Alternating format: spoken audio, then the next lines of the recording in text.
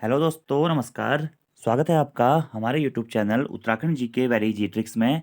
और आज की इस वीडियो में हम बात करेंगे Uttarakhand GK test series part 54 के बारे में। और हमारी ये सीरीज उत्तराखंड पोस्टमार्टम क्लास के नाम से जानी जाती है, जिसमें हम डेली 10 प्रश्नों के बारे में बात करते हैं और उससे संबंधित जितने भी अन्य महत्वपूर्ण फैक्ट्स होते हैं जो कि एग्जाम्स में पूछे गए हैं, सभी के बारे में बात करते हैं। और ये वीडियो दोस्तों आप लोगों को जरूर देखनी है, और इससे पहले के पार्ट्स भी आपने नहीं देखे हैं तो उन्हें भी आप जरूर देख लीजिएगा। और दोस्तों आज की टेस्ट सीरीज 54 में हम बात करेंगे वैयक्तिक सहायक या आशुलिपिक का जो एग्जाम पेपर हुआ था 16 मार्च 2021 को यूके ट्रिपल एससी के द्वारा करवाया गया था। इसकी जो फर्स्ट शिफ्ट हुई थी, मतलब सेकंड शिफ्ट में जो पेपर हुआ था, उसके 10 प्रश्नों के बारे में बात करेंगे। तो 16 तारीख को जो वैयक्तिक सहायक का पेपर हुआ था उसके पहले 10 प्रश्नों के बारे में हम आज की वीडियो में बात करेंगे। और ये 10 क्वेश्चन दोस्तों आप देखिएगा, पढ़िएगा। और इससे पहले आपको इसी टेस्ट सीरीज में या हमने जो मैराथन क्लासेस कराई है, अपने चैनल पे जो कंटेंट दिया है, सारे क्वेश्चन आपको वहीं से मिल जाएंगे, ठीक है। और डिटेल्स में अगर आप पढ़ना चाहते हैं तो प्लेलिस्ट पे जाइए, काफ़ी सारी वीडियोज है, सारी वीडियोज देख दीजिए। ये क्वेश्चंस आपको कहीं ना कहीं मिल जाएंगे। वरना दोस्तों टेस्ट सीरीज वाले पार्ट में ही जो पोस्टमार्टम क्लास के नाम से फेमस है, इसमें भी आपको इन सभी क्वेश्चनों के आंसर लगभग लगभग मिल जाने वाले हैं। तो चलिए शुरू करते हैं आज की इस वीडियो को। वीडियो पसंद आती है दोस्तों वीडियो को लाइक जरूर करना है, कमेंट्स जरूर बताइएगा आपको वीडियो कैसी लग रही है। और अपने दोस्तों के साथ में भी अधिक से अधिक वीडियोस को शेयर करें ताकि हमें भी वीडियो बनाने के लिए थोड़ा सा मोटिवेशन मिलता रहे। चलिए शुरू करते हैं। क्वेश्चन नंबर 1, निम्नलिखित में से किस त्योहार के मामले में उत्तराखंड उच्च न्यायालय ने हस्तक्षेप किया और पत्थर फेंकने की प्रथा को फूलों और फलों को फेंकने से बदल दिया? देखिए दोस्तों, क्वेश्चन का फॉर्मेट थोड़ा सा घुमा के दे दिया है, लेकिन आप लोगों को पता होना चाहिए कि उत्तराखंड में पाषाण युद्ध मेले के रूप में कौन सा मेला जाना जाता है? देवी धुरा मेला, या फिर हम आषाढ़ी कौतिक मेला, इसी को बग्वाल मेला भी कहा जाता है, जिसमें पत्थर फेंकने की प्रथा प्रचलित थी। और इस पत्थर फेंकने की प्रथा को उत्तराखंड हाईकोर्ट के द्वारा कब बैन किया गया था? 2013 में उत्तराखंड उच्च न्यायालय के द्वारा निर्णय दिया गया था कि ये पत्थर फेंकने की जो प्रथा है, जिसमें लोगों का रक्त बहता है, इसे बंद कर देना चाहिए। इसके बजाय फूलों से यहाँ पर क्या होनी चाहिए? युद्ध होना चाहिए। वही प्रश्न पूछा गया है, निम्नलिखित में से किस त्योहार के मामले में उत्तराखंड उच्च न्यायालय ने हस्तक्षेप किया और पत्थर फेंकने की प्रथा को फूलों और फलों को फेंकने से बदल दिया? तो वह है दोस्तों कौन सा? देवी धुरा उत्सव। इसके बारे में आप सभी लोगों को पता होनी चाहिए। इसी देवी धुरा उत्सव को दोस्तों बग्वाल महोत्सव के नाम से भी जाना जाता है। क्या? बग्वाल महोत्सव। इसी देवी धुरा उत्सव को देवी धुरा मेले या फिर आषाढ़ी कौतिक मेले के नाम से भी जाना जाता है। इसी मेले को दोस्तों या उत्सव को बाराही मेला या बाराही उत्सव नाम से भी जाना जाता है। और इसी उत्सव या मेले को पाषाण युद्ध मेला या पाषाण उत्सव के रूप में भी जाना जाता है। और क्वेश्चन बिल्कुल सरल था, थोड़ा सा आपको अपना माइंड यूज करना था। देवी धुरा उत्सव इसका आंसर हो जाएगा। बाकी ऑप्शन में देखिए, फूलदेई उत्सव, कांवड़ यात्रा, कांगड़ी महोत्सव, इनका कहीं से कहीं तक कोई लेन देन नहीं है। तो पत्थर फेंकने की प्रथा कहाँ प्रचलित थी? देवी धुरा उत्सव में। तो आप लोगों को पता होगा, चंपावत में माँ बाराही देवी मंदिर है, जो कि चंपावत के देवीधुरा नामक स्थान पर है। वहां पर प्रत्येक वर्ष दोस्तों श्रावण मास में आषाढ़ी कौतिक मेले का आयोजन होता है, ठीक है। और श्रावण मास की पूर्णिमा को एक बार एग्जाम में यह प्रश्न भी पूछा गया है कि आषाढ़ी कौतिक मेला या बग्वाल मेला या देवीधुरा मेला या बाराही मेला, पाषाण युद्ध मेला किस दिन आयोजित किया जाता है या किस दिन से शुरू होता है? तो प्रत्येक वर्ष श्रावण मास में पूर्णिमा को यह आषाढ़ी कौतिक मेला या बग्वाल मेला शुरू होता है। और इसी दिन दोस्तों हमारा क्या होता है? रक्षाबंधन भी होता है, यानी कि रक्षाबंधन से इस मेले की शुरुआत मानी जाती है। और इस मेले की एक विशेषता है कि इसमें दो दल होते हैं, दो साइड लोग होते हैं, और एक साइड से दूसरे साइड के लोगों पर पथराव पहले किया जाता था, लेकिन 2013 में उत्तराखंड हाईकोर्ट के द्वारा इसे बैन कर दिया गया। उसके बाद यहाँ पे फूलों से पथराव करने की बात सामने आई थी। लेकिन अभी भी दोस्तों वर्तमान में भी आप दोबारा से फूल हटकर पत्थरों का प्रयोग किया जाता है यहाँ पे, क्योंकि ऐसा माना जाता है कि फूलों से रक्त नहीं बहता है। अगर आपको देवी धुरा मंदिर की कहानी पता है, जो बाराही देवी मंदिर है, यहाँ की कहानी ऐसी मानी जाती है दोस्तों कि एक बार इस क्षेत्र में राक्षसों का मतलब अधिपत्य हो गया था। तो यहाँ की जो स्थानीय जनता थी, स्थानीय जनता के द्वारा, स्थानीय जनता में मेनली यहाँ 4 खाम आते हैं। एक आता है चम्याल खाम, दूसरा होता है वालिक खाम, तीसरा होता है गहड़वाल खाम, और चौथा है दोस्तों क्या? लमगड़िया खाम।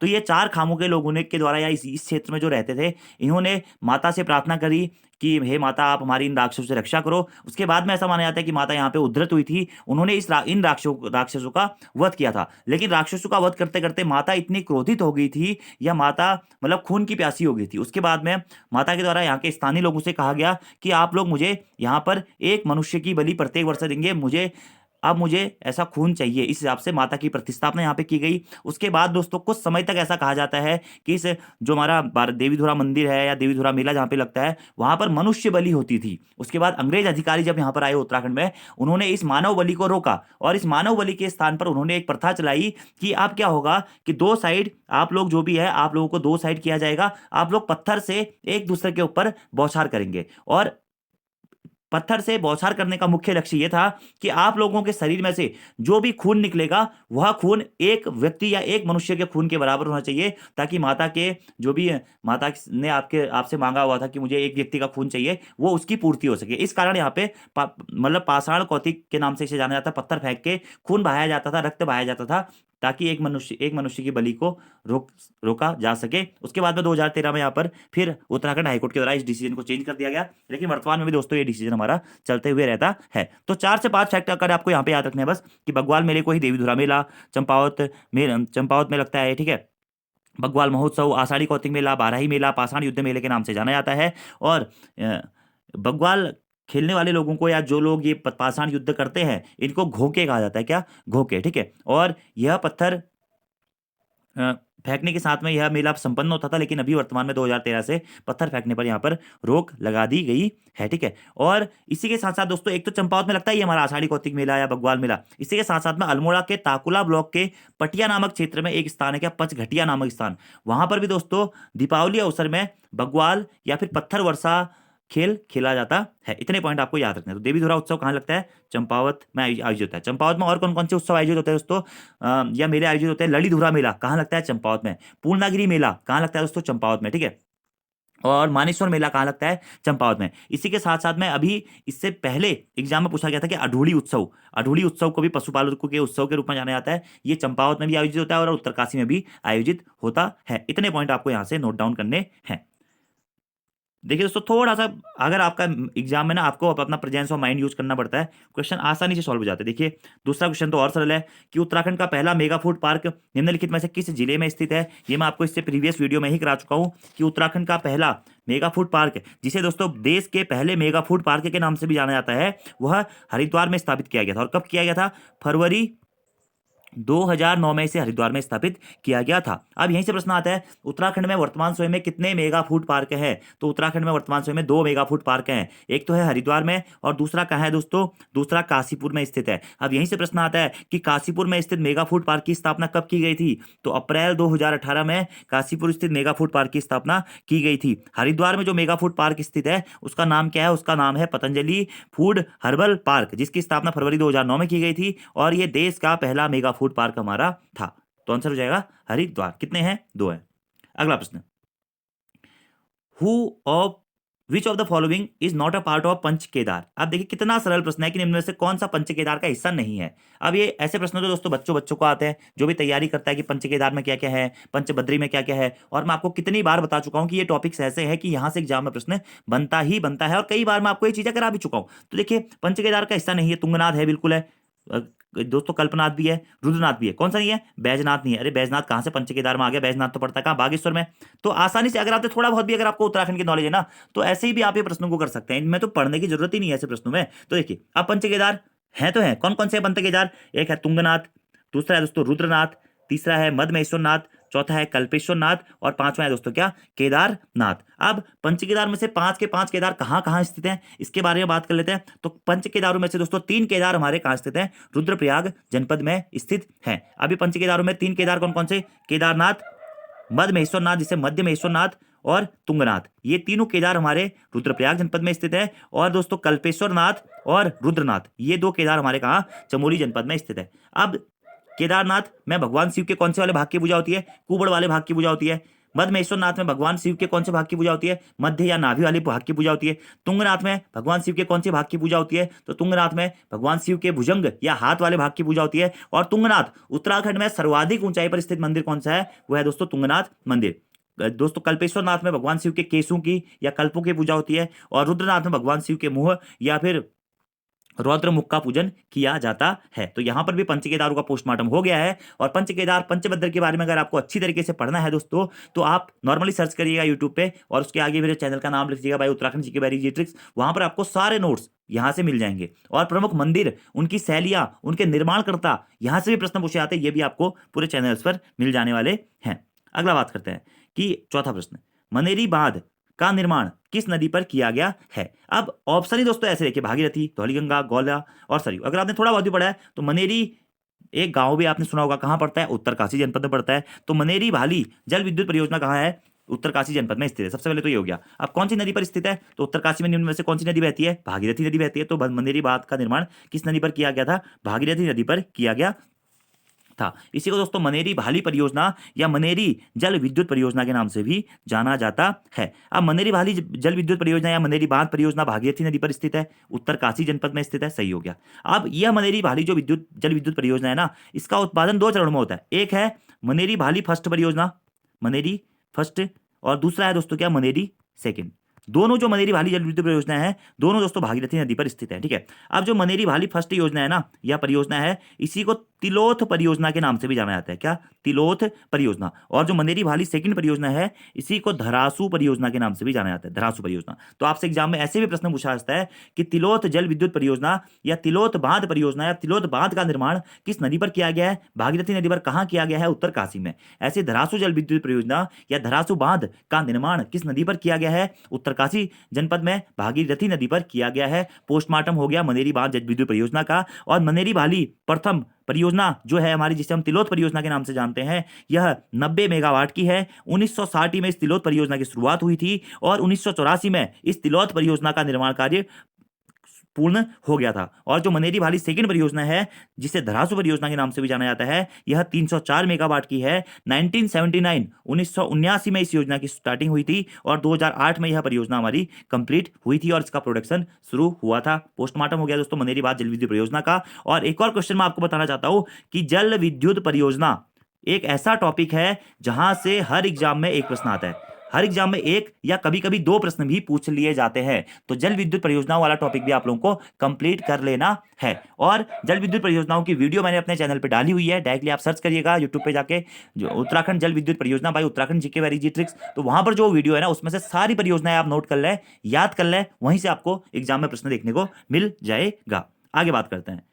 5वां क्वेश्चन देखिए, कितना सरल प्रश्न है यार, कि बाणासुर किले का नाम एक किसके नाम पर रखा गया था। आज से पहले ना ये क्वेश्चन 6 से 7 बार एग्जाम में पूछा गया है। पहले यह प्रश्न पूछा जाता था कि बाणासुर का किला किस जनपद में स्थित है। तो बाणासुर का किला हमारा चंपावत जनपद में स्थित है। एक बार प्रश्न ऐसे पूछा गया है कि बाणासुर किला निम्न में से कहां स्थित है, तो ये चंपावत जनपद के लोहा घाट में स्थित है बाणासुर का किला। इस बार प्रश्न पूछ दिया बाणासुर किले का निर्माण किसके नाम पर रखा गया था। तो ये तो सभी को बताया। क्या बाणासुर कोई वृक्ष था, नहीं दोस्तों। पर्वत था, नहीं। बाणासुर कोई भगवान था, नहीं। तो किसके नाम पे, राक्षस के नाम पे रखा गया था। बस यार आपका कॉमन माइंड यूज करना, आपको ऐसे प्रश्न तो आसानी से हो जाएंगे। अब बाणासुर का किला चंपावत में स्थित है। चंपावत जनपद में स्थित लोहा घाट नामक स्थान पर हमारा बाणासुर का किला स्थित है। अब इसी बाणासुर के किले को दोस्तों बॉनकोट का किला भी कहा जाता है, बॉनकोट का किला। इसी बाणासुर के किले को बाणाकोट, बाणाकोट का किला भी कहा जाता है। इसी बाणासुर किले को दोस्तों कौटोलगढ़, कौटोलगढ़ का किला भी कहा जाता है। तो ये तीनों नोट करने हैं आपको, कौटोलगढ़ का किला, बाणाकोट का किला, बॉनकोट का किला और बाणासुर किला, सभी कहां स्थित है, चंपावत जनपद में स्थित है। अब बाणासुर दोस्तों एक राक्षस था, आप लोगों को पता होना चाहिए। इससे पहले मैं आपको एक चीज और बताना चाहता हूं कि बाणासुर का किला तो चंपावत में स्थित है, लेकिन आपसे पूछा जाए दोस्तों कि बाणासुर की राजधानी कहां स्थित थी, बाणासुर की राजधानी कहां स्थित थी। तो ये स्थित थी दोस्तों बामसू नामक गांव, बामसू या बमसू, बामसू या बमसू नामक गांव, जो कि पड़ता है कहां पे, रुद्रप्रयाग जनपद में। यहां पर हमारी बाणासुर की राजधानी स्थित थी। अब बाणासुर एक राक्षस थे, आप लोगों को पता होगा। भगवान शिव के अनंत भक्त के रूप में इन्हें जाना जाता है। इन्होंने भगवान शिव की कठिन तपस्या करी थी और इस कारण भगवान शिव ने इन्हें अगाध्य शक्ति प्रदान कर दी थी, यानी कि बहुत सारी शक्ति इनको प्रदान कर दी थी। ठीक है। इस कारण बाणासुर इतना शक्तिशाली हो गया था कि इससे कोई युद्ध नहीं करता था। तो एक बार ये भगवान शिव के पास गया, भगवान शिव से बोला, हे शिव, मुझसे कोई युद्ध नहीं कर रहा है, आप एक काम करो, आप ही मुझसे युद्ध कर लो। तो भगवान शिव इसको समझाते हैं कि यार बाणासुर क्या कर रहा है, तू ये घमंड मत कर, तेरे पास शक्तियां हैं तो उनका सही उपयोग कर। लेकिन ऐसे ही उसके बाद में क्या होता है कि बाणासुर अपना राजकाज चला रहा होता है। इसकी राजधानी होती है बमसुर रुद्रप्रयाग में। बाणासुर की एक पुत्री होती है, कौन, उसका नाम होता है उषा। और इसी उषा के नाम पर जो हमारा ऊखी मठ है ना दोस्तों, ऊखी मठ का नामकरण किया गया है। बाणासुर की पुत्री होती है उषा, जिसे श्री कृष्ण के पौत्र अनिरुद्ध से प्रेम हो जाता है, ठीक है। और उषा और अनिरुद्ध के प्रेम के बाद में बाणासुर को जब उस प्रेम कहानी के बारे में पता चलता है तो बाणासुर जाता है और अनिरुद्ध का अपहरण कर लेता है, जिसके बाद में भगवान विष्णु को गुस्सा आता है और भगवान विष्णु आक्रमण कर देते हैं बाणासुर पर, क्योंकि बाणासुर ने प्रजा पर भी काफी सारे अत्याचार कर रहा था, ये एक राक्षस के रूप में इसे जाना जाता था। इस कारण बाद में भगवान विष्णु के द्वारा इस बाणासुर नामक राक्षस का वध कर दिया जाता है। और उषा के कारण ही दोस्तों हमारा ऊखी मठ का नामकरण हुआ है। तो इंपोर्टेंट है, आपको आपसे प्रश्न पूछा जाता है निम्न में से किस के नाम के आधार पर ऊखी मठ का नामकरण किया गया है, तो बाणासुर की पुत्री उषा के नाम पर ही दोस्तों ऊखी मठ नाम रखा गया है। और उस ऊखी मठ में ही आपने पढ़ा होगा क्या, उषा अनिरुद्ध मंदिर। उषा अनिरुद्ध मंदिर कहाँ स्थित है, ये भी ऊखी मठ में ही स्थित है। और उषा कौन थी, वह बाणासुर की पुत्री थी। और अनिरुद्ध कौन था, जिससे वह प्रेम करती थी, और श्री कृष्ण के पौत्र के रूप में भी अनिरुद्ध को जाना जाता है। और ऊखी मठ के बारे में आपको एक और पॉइंट याद होना चाहिए कि ऊखी मठ ही क्या है दोस्तों, भगवान केदारनाथ का शीतकालीन आवास स्थल भी स्थित है। कहाँ पे, ऊखी मठ में। इतने पॉइंट आप लोग ने यहाँ से नोट डाउन कर लेने हैं। तो बाणासुर कौन था, एक राक्षस था, एक डेमन था। ठीक हो गया, आगे बढ़ते हैं। छठा प्रश्न है, देखिए कितनी बार बता दिया यार, उत्तराखंड में गर्मी के मौसम को स्थानीय रूप में क्या कहा जाता है, तो गर्मी का मौसम है तो इसे कहा जाता है क्या, रूड़ी या फिर खरसाऊ। रूड़ी या खरसाऊ कितनी बार कराया गया आपको। वर्षा ऋतु या मानसून ऋतु को क्या कहा जाता है, चौमास या बसगाल। चौमास या बसगाल कहा जाता है, चौमास या बसगाल, ठीक है। और शीत ऋतु को कहा जाता है युंद या शीतकला नाम से जाना जाता है। इंपोर्टेंट है, आगे बात करते हैं। सातवां प्रश्न है, निम्नलिखित में से कौन सा पर्वत शिखर उत्तराखंड में स्थित है। अच्छा प्रश्न है दोस्तों। तो देखिए, गहन कांगरी, काबरू, नीलकंठ या फिर चोटेन नईमा। तो निम्न में से कौन सा पर्वत उत्तराखंड में स्थित है, तो नीलकंठ पर्वत दोस्तों हमारा कहाँ स्थित है, उत्तराखंड में स्थित है। अब ये नीलकंठ पर्वत उत्तराखंड के किस जनपद में स्थित है, तो नीलकंठ पर्वत उत्तराखंड के चमोली जनपद में स्थित है। कहाँ पे दोस्तों, चमोली जनपद में यह स्थित है। ये पॉइंट भी आपको डायरेक्टली नोट डाउन कर लेना है। और उत्तराखंड की ज्योग्राफी वाली सीरीज मैंने अपने चैनल पे अपलोड की हुई है दोस्तों, काफ़ी पुरानी, शायद 1 से 2 साल पहले अपलोड की थी, तो वो भी आप जरूर देख लीजिएगा, वहाँ से भी आपको थोड़ी बहुत हेल्प मिल जाएगी। आगे बात करते हैं दोस्तों, ठीक है। और ये नीलकंठ पर्वत की ऊंचाई आप लोग को बताई होगी, मैं पहले भी करा चुका हूँ। करीबन करीब 6,000 कुछ मीटर इसकी ऊंचाई है, 6,000 शायद 500 कुछ मीटर इसकी ऊंचाई है, आप लोग देख लीजिएगा, ठीक है। अगला प्रश्न 8वां, कि उत्तराखंड का राज्य पशु क्या है। तो ये तो क्वेश्चन यार बहुत ही सरल हो गया, काफी बार बताया भी है। तो कस्तूरी मृग क्या है दोस्तों, उत्तराखंड का राज्य पशु है। अब उत्तराखंड का राज्य पशु क्या है, कस्तूरी मृग है। और कस्तूरी मृग को ही दोस्तों हिमालयन मस्क डियर नाम से भी जाना जाता है। और कस्तूरी मृग का वैज्ञानिक नाम है क्या, मास्कस काइसोगास्टर। मास्कस काइसोगास्टर, ये भी आपको याद रख लेना है, ठीक है। और उत्तराखंड राज्य में कस्तूरी मृग की कितनी प्रजातियां पाई जाती है, मुख्यतः 4 प्रजातियां पाई जाती हैं, ठीक है। और उत्तराखंड राज्य का जो राज्य पशु है कस्तूरी मृग, इसे व्हाइट बेलीड मस्क डियर नाम से भी जाना जाता है, ठीक है। मुख्यतः कस्तूरी मृग उत्तराखंड में केदारनाथ वाले क्षेत्र में, फूलों की घाटी वाले क्षेत्र में, पिथौरागढ़ जनपद के अस्कोट में पाए जाते हैं, ठीक है। और एक और प्रश्न यहाँ से इंपोर्टेंट बनता है कि सर्वाधिक कस्तूरी मृग किस वन्यजीव विहार में पाए जाते हैं। तो सर्वाधिक कस्तूरी मृग दोस्तों हमारे अस्कोट वन्यजीव विहार में पाए जाते हैं। और करीबन करीब 3600 से लेकर के 4400 मीटर यानी की ऊंचाई पर ये पाए जाते हैं, ठीक है। इनका रंग लगभग भूरा काले पीले रंग के, इनमें धब्बे भी पड़े रहते हैं, ठीक है। अब यहीं से दोस्तों एक हमारा प्रश्न आता है कि कस्तूरी मृग से हमें क्या होती है, कस्तूरी प्राप्त होती है। तो वह कस्तूरी किससे प्राप्त होती है, नर से या मादा से। तो नर जो कस्तूरी मृग होता है, मतलब जो मृग होता है, उससे हमें क्या होता है, कस्तूरी प्राप्त होती है। और कस्तूरी कितने वर्ष के अंतराल के बाद में हमें प्राप्त होती है, तो 3 वर्ष के अंतराल में हमें कस्तूरी प्राप्त होती है। और 30 से 45 ग्राम तक एक बार में कस्तूरी को प्राप्त किया जाता है, ठीक है। और इसी जो हमारा कस्तूरी मृग है दोस्तों, इसे कश्मीर में पिंगल कहा जाता है। और सिक्किम में इसे कस्तूरी कृष्ण नाम से भी जाना जाता है। और यह किस परिवार का सदस्य है, अगर आपसे पूछा जाता है, तो कस्तूरी मृग दोस्तों अंगुलाटो कुल और मैसिडो परिवार का सदस्य है। किस कुल का सदस्य है, तो अंगुलोटा कुल का सदस्य है। और किस परिवार का सदस्य है, तो मोसिडे परिवार का यह सदस्य है, ठीक है। उत्तराखंड में पाया जाता है। इतने पॉइंट आपको यहाँ से डायरेक्टली नोट डाउन करने हैं। अब कस्तूरी मृग के संरक्षण के लिए हमारे भारत स्तर पर या राज्य स्तर पर कई सारे कार्य किए गए, ठीक है। सबसे महत्वपूर्ण जो है दोस्तों कि कस्तूरी मृग संरक्षण के लिए सर्वप्रथम किस वन्यजीव विहार की स्थापना की गई थी, तो 1972 का सन आपको याद रखना है। और सर्वप्रथम 1972 में केदारनाथ वन्यजीव विहार, केदारनाथ वन्य जीव विहार की स्थापना की गई थी कस्तूरी मृग के संरक्षण के लिए।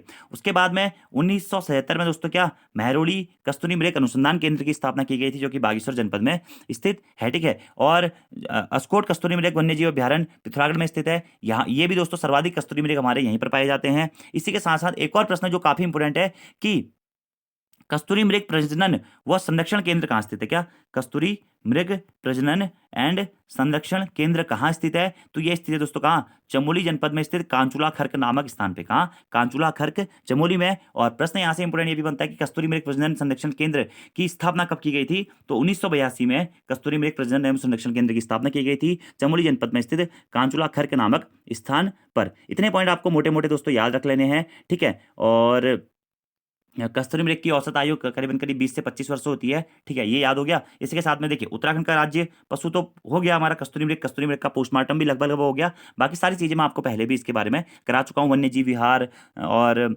जो हमारे उत्तराखंड के नेशनल पार्क्स हैं, ये सारी चीजें मैं आपको करा चुका हूँ, देख लीजिएगा। यहाँ से भी एक प्रश्न आपका एग्जाम में हमेशा बनता है। अब राज्य पशु कस्तूरी मृग है, राज्य पुष्प क्या है? ब्रह्मकमल है। और राज्य गीत क्या है? उत्तराखंड देवभूमि मातृभूमि सत सतवंदन अभिनंदन है। उत्तराखंड का राज्य चिन्ह क्या है? वो आपने देखा ही होगा, ऐसे सम चतुर्भुज जैसा होता है, 3 पर्वत चोटियां होती हैं, अशोक की लाट स्थित है, ठीक है। सत्यमेव जयते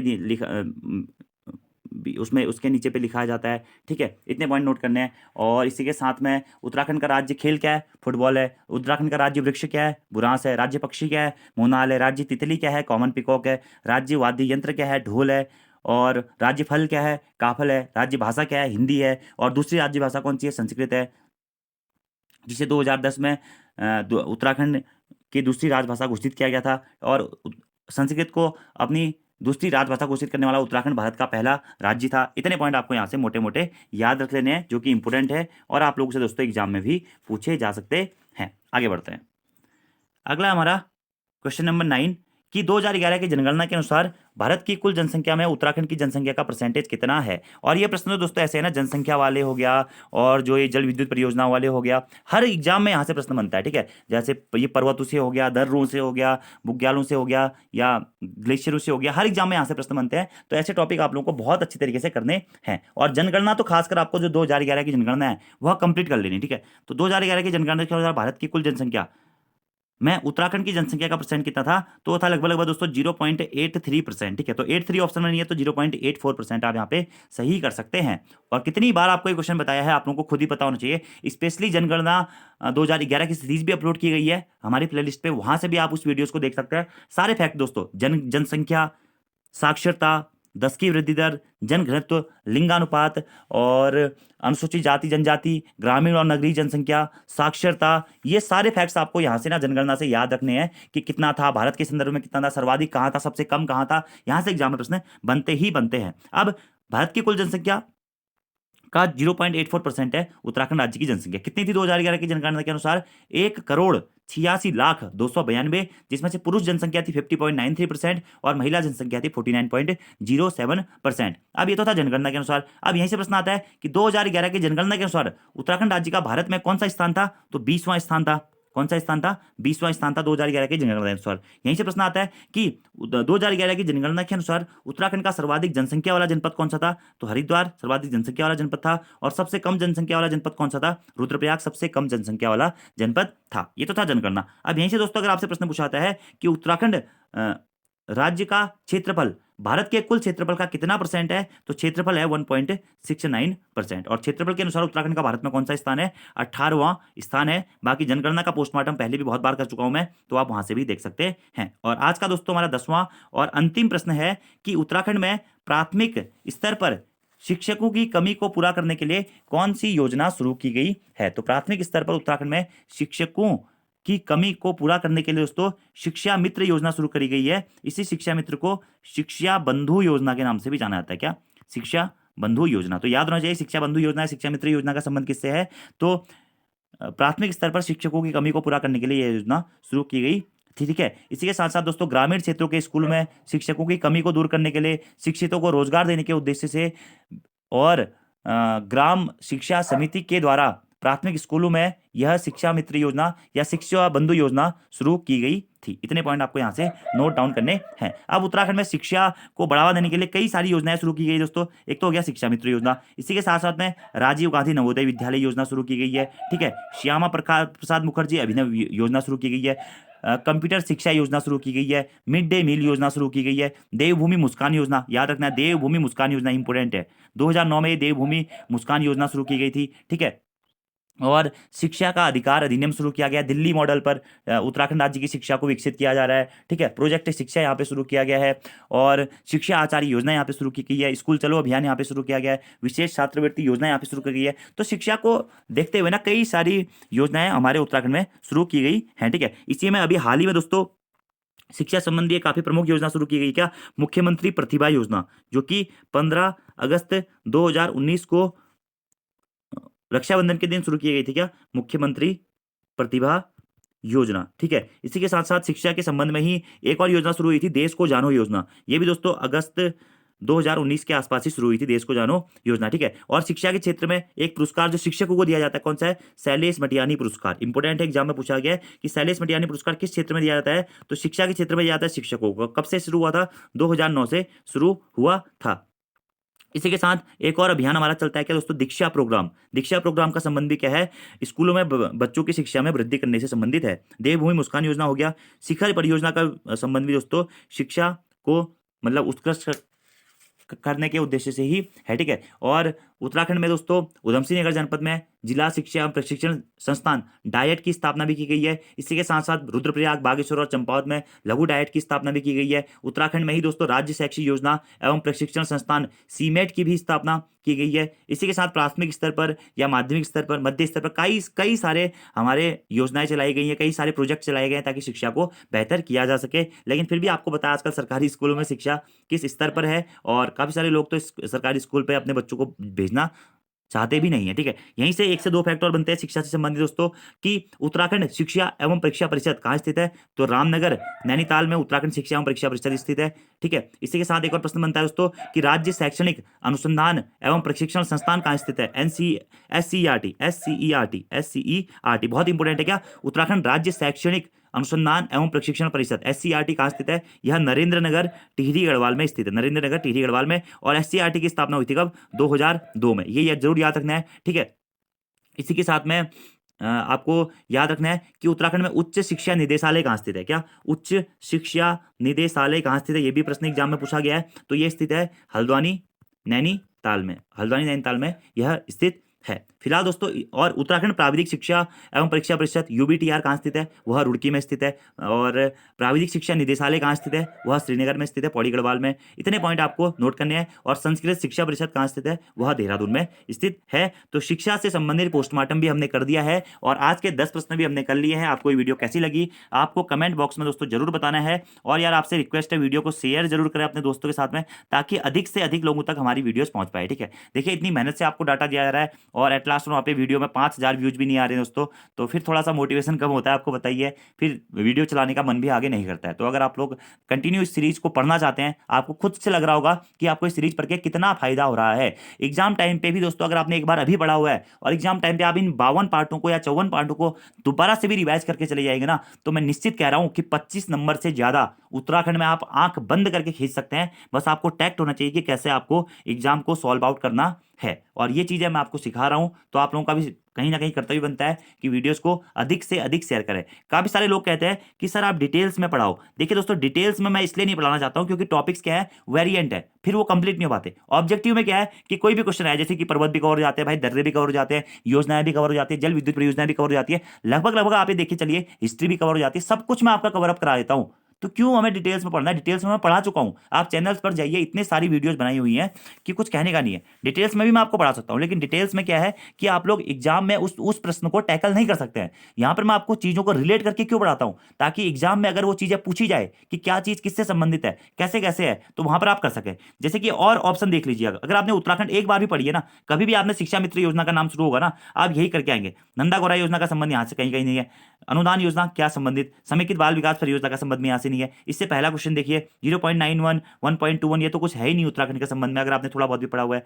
उत्तराखंड का राज्य पशु क्या है, सबको बताया कस्तूरी मृग है। कौन सा पर्वत उत्तराखंड में नहीं है? तो देखिए नीलकंठ, सभी को पता है कि नीलकंठ पर्वत स्थित है। तो ऐसे प्रश्न तो बहुत सरल होते हैं ना, आप ऑप्शन के आधार पर ये प्रश्न कर सकते हैं। रूड़ी खरसाऊ हो गया, यहाँ पर हो गया बाणासुर किला। अब बाणासुर कौन था? वृक्ष थोड़ा था यार। अब ऐसे प्रश्न तो एग्जाम में आते हैं। ऐसे प्रश्नों के लिए आपको थोड़ा बहुत अपना प्रेजेंस ऑफ माइंड यूज करना पड़ता है। ये प्रश्न आसानी से सॉल्व आउट भी हो जाते हैं। तो आज की इस वीडियो में इतना ही दोस्तों। Thank you, thanks for watching video. See you next time. मिलते हैं अपनी नेक्स्ट वीडियो में एक नेक्स्ट पार्ट के साथ में। और अगर वीडियो पसंद आती है तो कमेंट बॉक्स में जरूर बताएं। धन्यवाद।